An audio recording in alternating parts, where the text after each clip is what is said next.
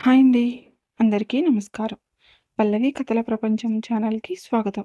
ఈరోజు స్టోరీ 'ముడిపడిన బంధం' ఎపిసోడ్ 83. ఈ స్టోరీ గనుక మీకు నచ్చినట్లయితే ప్లీజ్ లైక్ చేయండి, షేర్ చేయండి, తప్పకుండా సబ్స్క్రైబ్ చేసుకోండి. మీ విలువైన అభిప్రాయాలను కామెంట్ రూపంలో తెలియచేయండి. ఎవరైనా మన ఛానల్‌ని ఫస్ట్ టైం చూస్తుంటే గనుక ప్లీజ్ అండి తప్పకుండా సబ్స్క్రైబ్ చేసుకొని చూడండి. ఇక ఆలస్యం చేయకుండా స్టోరీలోనికి వెళ్ళిపోదాం. నువ్వు ఎక్కడికి వెళ్ళలేవు.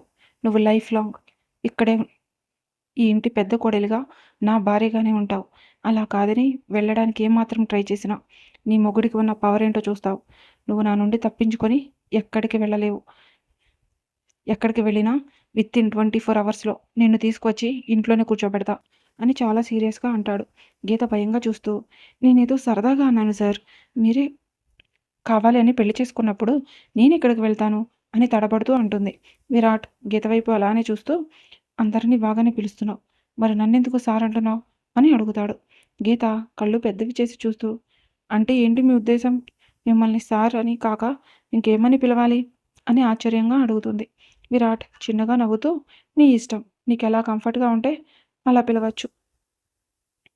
విరాట్ అని పిలిచినా ఓకే, లేదంటే నాని పిలిచినట్టు కృష్ణ అన్న ఓకే, నాకు ఎలాంటి ప్రాబ్లం లేదు అని అంటాడు. గీత కోపంగా చూస్తూ, మీకు ప్రాబ్లం లేదేమో, నాకు ఉంది. మిమ్మల్ని సార్ అని తప్ప నేను ఇంకా ఏ విధంగానూ పిలవలేను. పైగా మీరు ఇప్పుడు మాకు లెక్చరర్ కూడా. అలాంటప్పుడు మిమ్మల్ని పేరు పెట్టి ఎలా పిలుస్తాను? నో వే అని గట్టిగా అంటుంది. విరాట్ గుర్రుగా చూస్తూ, నేను లెక్చరర్ అయినా నువ్వు స్టూడెంట్ అయినా అది కాలేజీలో మాత్రమే. ఇంటికి వచ్చిన తర్వాత నువ్వు నా వైఫ్, ఎలా అయినా పిలవచ్చు. అయినా నువ్వు నాకు స్టూడెంట్ అవ్వడానికన్నా ముందే వైఫ్గా ఇంటికి వచ్చావు, అది మర్చిపోయావా అని అడుగుతాడు. గీత పైకి లేచి విరాట్కి ఎదురుగా నుంచొని, చూడండి సార్, మీరు ఎన్ని చెప్పినా నేను మాత్రం మిమ్మల్ని సార్ అని మాత్రమే పిలుస్తాను. అంతకు మించి నా దగ్గర ఎక్స్పెక్ట్ చేయకండి అని చెప్పి, నాకు నిద్ర వస్తుంది, నేను వెళ్తున్నాను, గుడ్ నైట్ అని అక్కడ నుండి తన రూమ్కి వెళ్తుంది. విరాట్ వెళ్తున్న గీత వైపు చూస్తూ, వెళ్ళు వెళ్ళు, ఇంకా ఎన్నాళ్ళు ఆ రూమ్లో ఉంటావో నేను చూస్తా. మా నాని తలుచుకుందంటే ఖచ్చితంగా ఆ పని చేసి చూపిస్తుంది. నాతో రూమ్ షేర్ చేసుకోవడానికి రెడీగా ఉండు మిసెస్ విరాట్ కృష్ణ అని అనుకుంటూ గీత వెనకే తను కూడా లోపలికి వెళ్తాడు. అలా రాత్రి గడిచి తొలి సూర్యకిరణాలు అందరిని నిద్రలేపడానికి రానే వచ్చేస్తాయి. అందరూ ఎవరి పనుల్లో వాళ్ళు బిజీగా ఉంటారు. కాలేజీకి టైం అయిపోవడంతో గీత హడావిడిగా కాలేజీకి స్టార్ట్ అవుతుంది. విరాట్ తన కారులో స్టార్ట్ అయి కాలేజీకి వెళ్తాడు. టైం 10 అవుతూ ఉండగా జైల్లో ఉన్న చక్రపాణి దగ్గరకు ఒక కానిస్టేబుల్ వచ్చి, నీకోసం ఎవరు వచ్చారు, బయటికి రా అని అని చెప్పేసరికి చక్రపాణి కోపంగా చూస్తూ, నాకెవరిని కలవాలని లేదు అని గంభీరంగా అంటాడు. ఆ కానిస్టేబుల్ ఒక పేపర్ తీసి చక్రపాణికి ఇచ్చి, నువ్వు ఇలా అంటావని అతనికి ముందే తెలిసినట్టుంది, అందుకే నాకు ఈ పేపర్ ఇచ్చి పంపించాడు. ఇది చూసిన తర్వాత నువ్వు వస్తావా రావా అప్పుడు చెప్పు అని ఆ పేపర్ని చక్రపాణికి ఇస్తాడు. చక్రపాణి ఆ పేపర్ని తీసుకొని చదివి కోపంగా ఆ పేపర్ని నలిపి నేలకు వేసి కొట్టి, పద వెళ్దాం అని అక్కడున్న కానిస్టేబుల్తో వెళ్తాడు. చక్రపాణి ఆ వ్యక్తి ముందుకు వెళ్ళి కోపంగా తన వైపు చూస్తూ, ఎందుకొచ్చావు అని గంభీరంగా అడుగుతాడు. అక్కడున్న వ్యక్తి, ఏంటి జైల్లోనే ఉండిపోవాలి అని ఫిక్స్ అయిపోయావా? అక్కడ విరాట్ తన ఫ్యామిలీతో కలిసి ఆనందంగా ఉంటున్నాడు. నిన్ను జైలుకు పంపించిన వాడి భార్య కూడా చాలా హ్యాపీగా ఉంది. ఇక్కడ నువ్వేం చేస్తున్నావు? వాళ్ళ మీద పగ తీర్చుకోవాల్సింది పోయి జైల్లో కూర్చొని చెక్కభజన చేస్తున్నావా? నువ్వు నాకు తెలిసిన చక్రపాణివేనా? నీ జోలికి వచ్చినా ఎవ్వరిని వదలలేదు. అలాంటిది ఒక కుర్రకుంక చేతిలో ఓడిపోయి ఇలా జైల్లో కూర్చుంటావా అని రెచ్చగొడుతూ మాట్లాడతాడు. చక్రపాణి కోపంగా ఆ వ్యక్తి కాలర్ పట్టుకొని, దేవరాజ్, నన్ను తక్కువ అంచనా వేస్తే అన్యాయంగా చేస్తావు. నోరు మూసుకొని వచ్చిన పని ఏంటో చూసుకొని వెళ్ళు. ఆ విరాట్ని ఏం చేయాలో నాకు బాగా తెలుసు. నీ చేత చెప్పించుకునే పరిస్థితుల్లో నేను లేను. నువ్వు వాళ్ళని ఏమీ చేయలేక ఆ ఇంట్లోనే గుంట నక్కలాగా పడి ఉన్నావు. అలాంటిది నువ్వు నన్ను అంటున్నావా అని కోపంగా అడుగుతాడు. దేవరాజ్ చక్రపాణి చేతులు విడిపించి తన కాలర్ సరిచేసుకుంటూ, ఆ ఇంట్లో ఉన్నాను కాబట్టే నీకు కావాల్సిన ప్రతి ఇన్ఫర్మేషన్ ఇవ్వగలిగాను. మా బావ ఎప్పుడు ఏ టెండర్ వేస్తున్నాడు, ఎంత కోడ్ చేస్తున్నాడు, ప్రతిదీ నీకు ఇన్ఫామ్ చేస్తూనే ఉన్నాను. ఆ కంపెనీకి సంబంధించిన సెన్సిటివ్ విషయాలన్నీ ఒక ఫైల్ చేసి నీకు ఇచ్చి ఆ కంపెనీని హ్యాండ్ ఓవర్ చేసుకోమంటే నువ్వేం చేసావు? ఆ విరాట్ తిరిగి వచ్చేంత వరకు చేతులు కట్టుకుని కూర్చున్నావు. ఇప్పుడు వాడు నీకు మొగుడే కూర్చున్నాడు. వాడితో గెలవలేక వచ్చి జైల్లో కూర్చున్నావు అని కోపంగా అంటాడు. చక్రపాణి కోపంగా ఏదో మాట్లాడబోయేలోపు దేవరాజ్ చెయ్యి చూపించి అతనిని మాట్లాడనివ్వకుండా ఆపి, చూడు చక్రపాణి, ఇప్పుడు మనిద్దరం గొడవ పడితే మనకే నష్టం. ఆ కంపెనీ ప్రాబ్లమ్స్లో ఇరుక్కోవడానికి నేను కారణమని తెలిస్తే ఆ విరాట్ నన్ను అస్సలు వదిలిపెట్టడు. విషయం అంత దూరం రావడానికన్నా ముందే వాడి అడ్డు తొలగించాలి. నీకు ఎలాంటి హెల్ప్ కావాలన్నా నేను చేస్తాను. ముందు ఆ విరాట్ కాడి భార్య ఆ గీతను చంపై, ఆ తర్వాత ఆ విరాట్ మనకి ఈజీగా దొరుకుతాడు అని అంటాడు. చక్రపాణి కోపంగా చూస్తూ, నేను ఈ జైల్లో ఉండడానికి సగం కారణం వాడి భార్య గీత. దానిని ఎట్టి పరిస్థితుల్లో ఈ భూమి మీద ఉండనివ్వను. నేను ఒక ప్లాన్ చెప్తాను, నువ్వు అలాగే చెయ్యి. నెక్స్ట్ వీక్ ఇదే రోజు మనిద్దరం ఇదే ప్లేస్లో సెలబ్రేట్ చేసుకుందాం అని కసిగా అంటాడు. దేవరాజ్ కొంచెం మెల్లగా మాట్లాడుతూ, జాగ్రత్త చక్రపాణి, వాడికి ఈ మధ్య దాని మీద ప్రేమ మొదలైంది. దానికి ఏదైనా జరిగితే ఎవరిని వదిలిపెట్టడు. చేసింది మనిద్దరం అని తెలిసిందనుకో, వాడి నుండి మనిద్దరిని ఎవ్వరూ కాపాడలేరు. ఏది చేసినా మన పేర్లు బయటికి రాకుండా చేయాలి. దాని చావు ఏదో ఒక యాక్సిడెంట్గా జరిగినట్టు ఉండాలి. అప్పుడు మనిద్దరికి ఎలాంటి ఇబ్బంది ఉండదు అని చెప్పి, సరే అయితే ఇక నేను వెళ్తాను. ఆ విరాట్ నుండి ఆ కంపెనీ ఎలా లాక్కోవాలో నువ్వు ప్లాన్ చేయి. నా పూర్తి సహకారం నీకెప్పుడు ఉంటుంది అని చెప్పి అక్కడ నుండి వెళ్ళిపోతాడు. చక్రపాణి కోపంగా ఆలోచిస్తూ, నిన్ను వదలను విరాట్.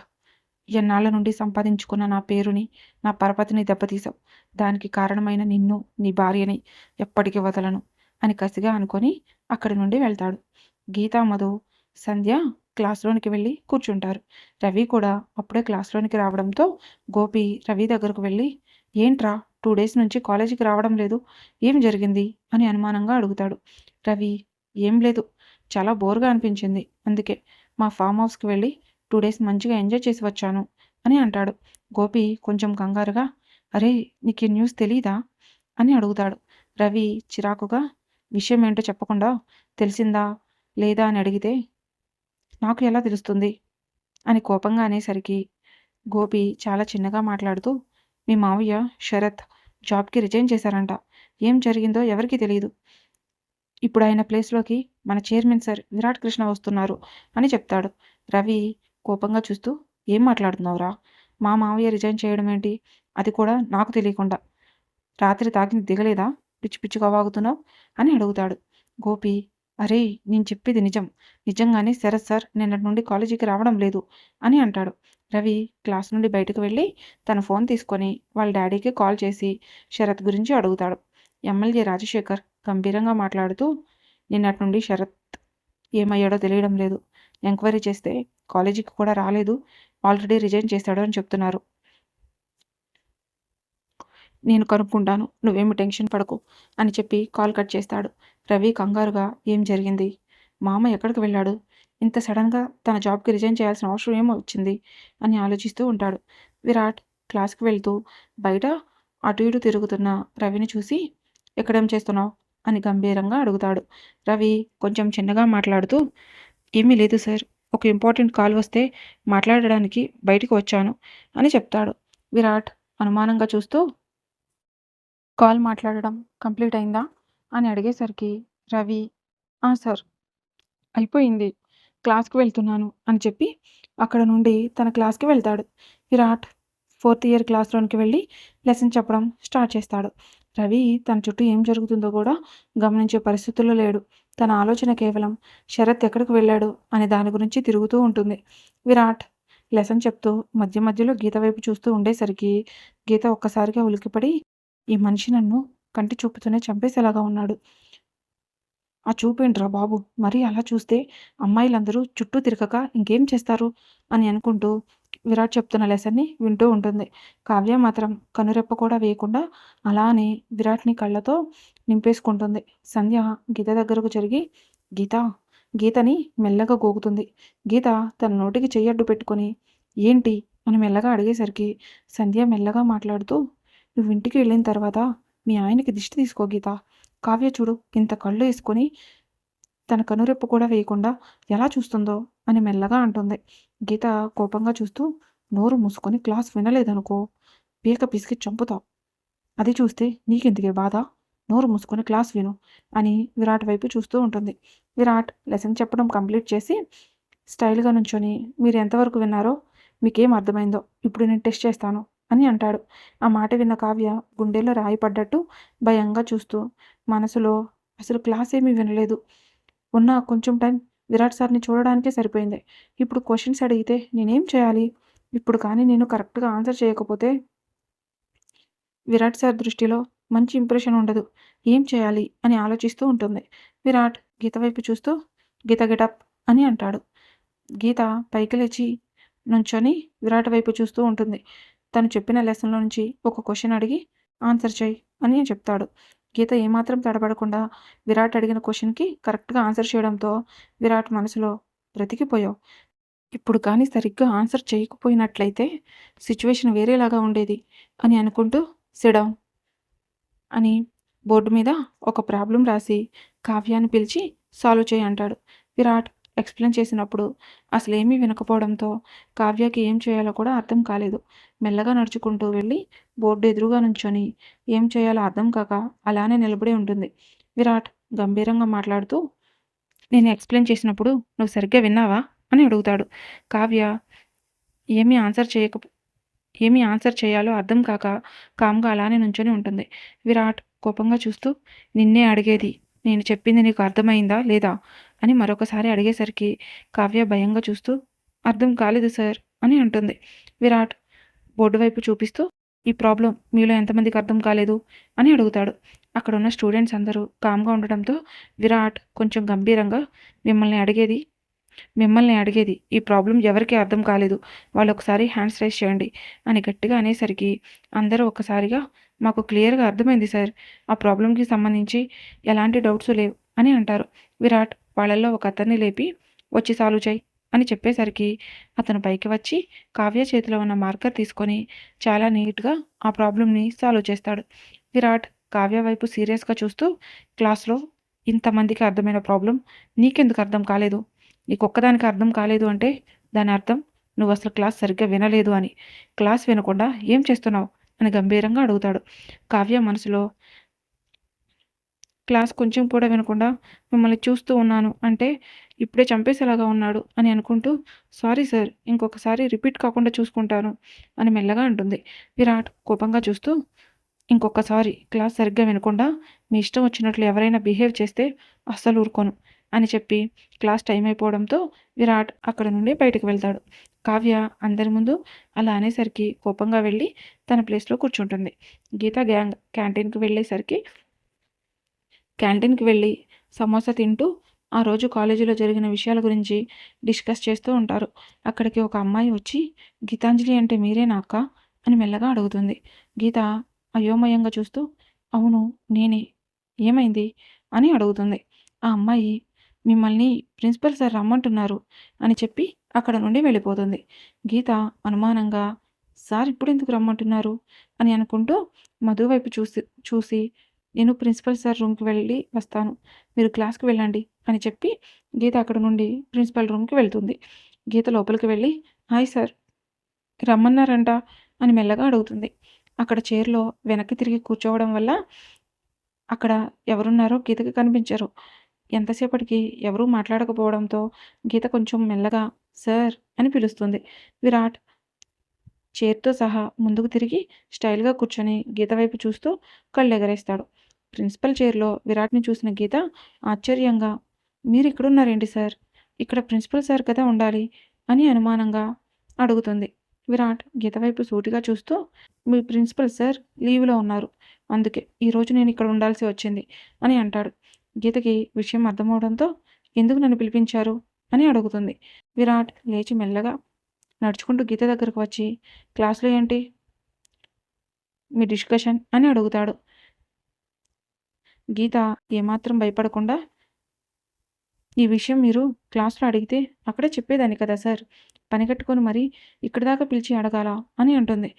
విరాట్ గీతని పైనుంచి కిందకి చూస్తూ నీకు ఈ మధ్య బాగా ఎటకారం ఎక్కువైంది, ఒక్కసారి నా స్టైల్లో పనిష్మెంట్ ఇస్తే దారిలోకి వచ్చేస్తావు అని నవ్వుతూ అంటాడు. విరాట్ తన స్టైల్లో పనిష్మెంట్ అనేసరికి గీత కొంచెం కంగారుగా ఏంటి సార్ బెదిరిస్తున్నారా, ఇదేమి మీ ఇల్లు కాదు, మీరు ఎలా చెప్తే అలా జరగడానికి, ఇది కాలేజ్, రీజన్ లేకుండా ఏ స్టూడెంట్‌కి పనిష్మెంట్ ఇవ్వకూడదు. అది కూడా మీ స్టైల్‌లో పనిష్మెంట్ అస్సలు ఇవ్వకూడదు అని కచ్చగా అంటుంది. విరాట్ గీత చెయ్యి పట్టుకొని దగ్గరికి లాక్కొని తన నడుము చుట్టూ చెయ్యి వేసి గట్టిగా బిగించి పట్టుకొని గీత ఫేస్ వైపు చూస్తూ, ఇది నా కాలేజ్. నాకు నచ్చినట్లు చేస్తాను. ఏం చేస్తావు? చేసుకో అని చెప్పి తన పెదవులతో గీత పెదవులను మూసేస్తాడు. గీత కళ్ళు పెద్దవి చేసి ఆశ్చర్యంగా అలానే చూస్తూ ఉంటుంది. విరాట్ గీత మీద ఉన్న గీత మీద తనకు ఉన్న ప్రేమ మొత్తం ఆ ముద్దు రూపంలో చూపిస్తూ ఉంటాడు. గీత ఎంత ట్రై చేసినా విరాట్ ముందు బలం సరిపోక అటు ఇటు గింజుకుంటూ ఉంటుంది. విరాట్ గీతని తన 2 చేతులతో పొదిమి పట్టుకొని చాలా ప్యాషనెట్‌గా కిస్ చేస్తూ ఉంటాడు. విరాట్ ఎంతసేపటికి గీతని వదలకపోవడంతో గీత విరాట్ పెదవులను గట్టిగా బైట్ చేస్తుంది. విరాట్ ఆ నొప్పిని కూడా పట్టించుకోకుండా తన కిస్‌ని కంటిన్యూ చేస్తూ ఉండడంతో ఇంక చేసేదేమీ లేక కామ్‌గా నుంచుని ఉంటుంది. విరాట్ తనకు కావాల్సింది తీసుకొని తర్వాత గీతను వదిలి తన కళ్ళల్లోకి సూటిగా చూస్తూ అతని పెదవుల నుండి కారుతున్న బ్లడ్‌ని బొటన వేలుతో తుడుచుకుంటూ ఉంటాడు. గీత విరాట్‌ని చంపేసేలాగా చూస్తూ, మీకు ఏం రైట్ ఉందని నాతో ఇలా బిహేవ్ చేస్తున్నారు అని కోపంగా అడుగుతుంది. విరాట్ గీత మెడలో దాచిన తన తాళిని బయటకు తీసి గీతకు చూపిస్తూ, నీతో ఇలా బిహేవ్ చేయడానికి ఇదొక్కటి సరిపోతుంది అనుకుంటా అని అడుగుతాడు. గీత కోపంగా ఊగిపోతూ, తాళి కట్టినంత మాత్రాన మీకు ఇష్టం వచ్చినట్లు చేయొచ్చు అనుకుంటున్నారా? నా ఇష్టాలతో మీకు పని లేదా అని గంభీరంగా అడుగుతుంది. విరాట్ కోపంగా చూస్తూ, నేనంటే ఇష్టం, నన్ను ప్రేమించానని చెప్పావు కదా, నా పెళ్లి చెడగొట్టి మరీ నన్ను పెళ్లి చేసుకున్నావు అని అడిగేసరికి గీతకి ఏం సమాధానం చెప్పాలో అర్థం కాక కోపంగా చూస్తూ ఉంటుంది. ఈ రోజుకి స్టోరీ ఇంతటితో ముగిసింది. మరలా నెక్స్ట్ ఎపిసోడ్తో కలుసుకుందాం. మీకు కనుక ఈ స్టోరీ నచ్చినట్లయితే ప్లీజ్ లైక్ చేయండి, షేర్ చేయండి అండ్ సబ్స్క్రైబ్ చేసుకోండి. మీ విలువైన అభిప్రాయాలను తప్పకుండా కామెంట్ రూపంలో తెలియజేయండి. Thanks for watching.